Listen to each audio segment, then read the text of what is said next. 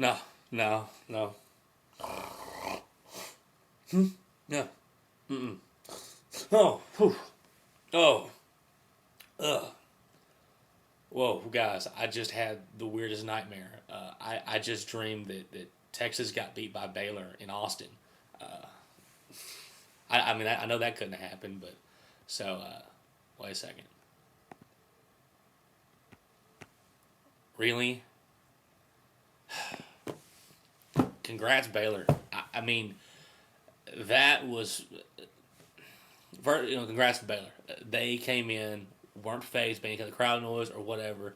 Had a great showing by their fans here in Austin, and they took it to us. And they were the better team, definitely down the floor. That being said, they gave us so many chances to win this thing. Texas, you got all the talent in the world. You got a bunch of playmakers. You got guys who work hard, guys who fight hard on defense. I don't doubt the effort at all from Texas, which is a good thing. You want to see guys fighting for it. You got to make free throws. We were, I think, 19 for 31 for free throws. We actually forced more turnovers against Baylor than they did on us, but we couldn't finish. If you watch the game, a lot of people, you guys probably couldn't watch the game. It was on the Big 12 network, so it's kind of more of a local game. They probably expect it to be like this, and shoot, they should put that on national TV. Everybody got a kick out of that. Tweety Carter just tore us up. Every time he touched the ball, I thought he was going to score. Dude's a beast, and the rest of the guys. I'm not as familiar with Baylor as I should be, but I don't even know when the last time they beat us in Austin. The last time we played them was in the Big 12 tournament, and they beat us. And now they got us again here in Austin. So Texas has got to work on some stuff. You start this season off knocking off North Carolina. They're not as good as they were. People thought they were, but we knocked off Michigan State. Dominant performance with Michigan State earlier in the year in Austin. But ever since then, we've won games, but it hasn't been that same intensity, that same just execution and killer instinct. This team looked untouchable early. Before the conference started. Now there's more than any team there is. Props to Baylor. Baylor took K-State to the wire. They took Kansas to the wire. Only difference is K-State and Kansas were pulled out. Texas was not able to, and we had our chance. If we watched the game, Avery Bradley got an open look with a second left. It was a good shot, open shot, just didn't fall. And that's how basketball works. It's just the free throws. That's something that you can't accept. Right? What this team reminds me of right now is, back in 2007 or 2008, this is a less talented Memphis team. Because that Memphis team back then couldn't shoot free throws for their life either. But they physically outmatched and outplayed everyone they played. And we got a taste of that in the tournament in the Elite Eight. We're not that type of team. We can't afford to not be good from the line.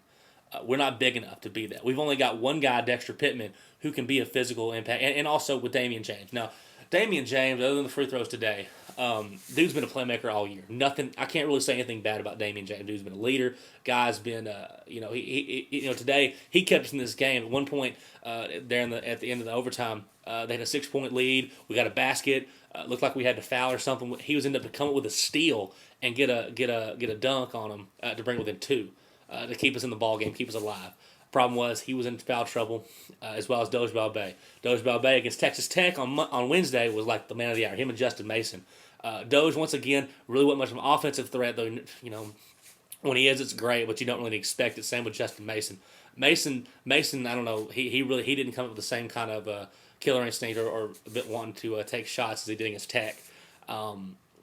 This team has got to work on some stuff. And the good thing about basketball, especially college, it's not over right now. Texas will be in the tournament. Depending on the seeding, though, right now we won't be too good. It's a team that was ranked number 1 in the country, and now looking like a team who may drop out of the top 10. Which right now Kentucky's playing better than us. Kansas is playing better than us. Kansas State's playing better than us. Syracuse, they almost lost to Paul today, but they won. Villanova, Georgetown, these teams are really hitting their stride. Texas still doesn't know who they are. Still doesn't know, are we, and another thing that killed us today, we couldn't break the zone against Baylor. I mean, I think a lot of us weren't attacking it. I thought we should attack the middle better.